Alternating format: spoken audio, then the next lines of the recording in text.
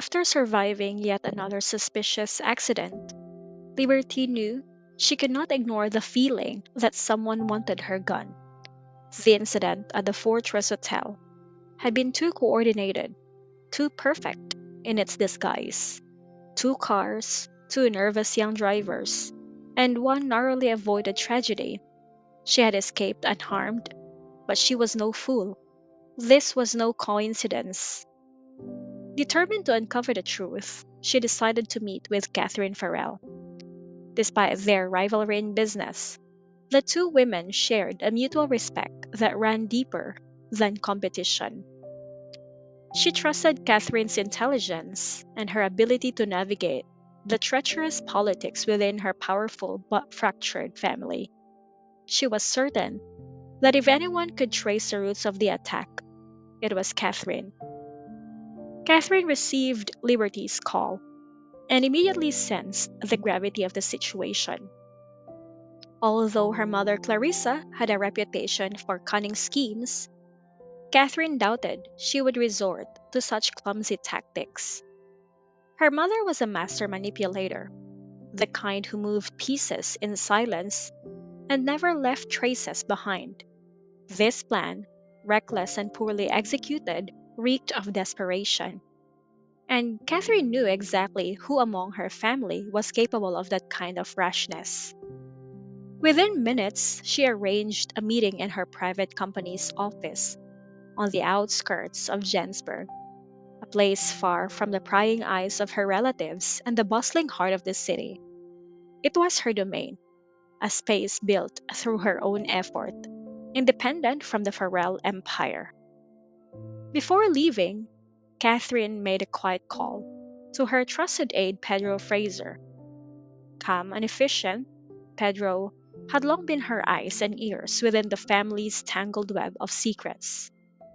She instructed him to investigate everything about the supposed accident, the drivers, the cars, the timing, and to determine whether the plot had been orchestrated by her mother, her father, or her three brothers.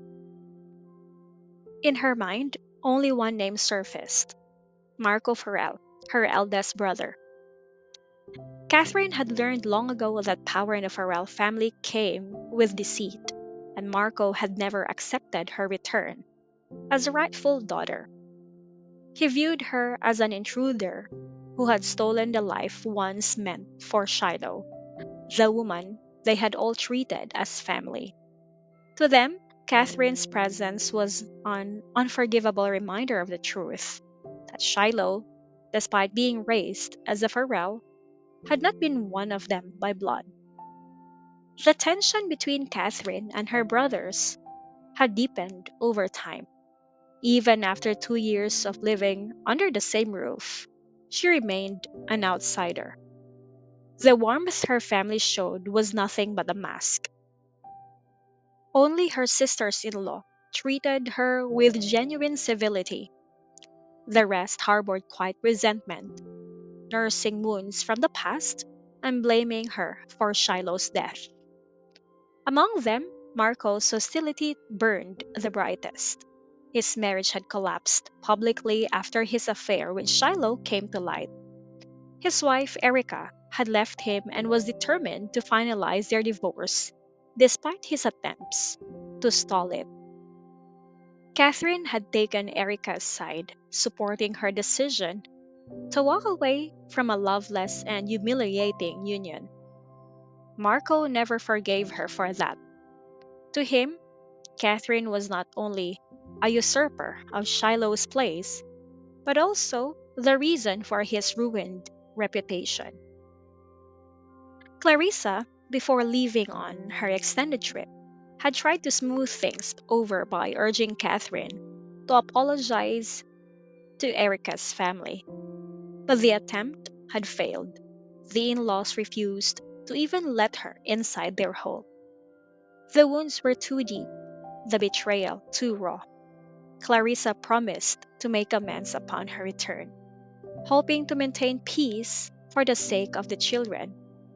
But Catherine knew the fractures in her family could no longer be repaired. As Catherine prepared to leave the company for her meeting with Liberty, her secretary noticed how much she had changed. Gunn was a timid, uncertain woman who had once been dismissed as unfit to lead. In her place stood a confident, composed leader whose quiet strength commanded respect. The old employees, once loyal to Shiloh's shadow, now looked at Catherine differently, perhaps even with a trace of fear.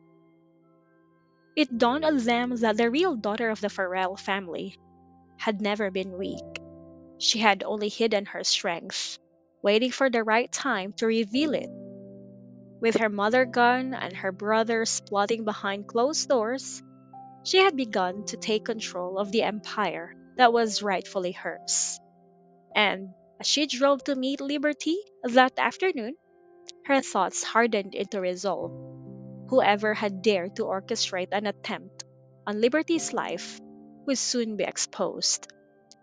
The Farrell name had been built on power and deception, but Catherine was determined to reshape it, even if it meant standing against her own blood.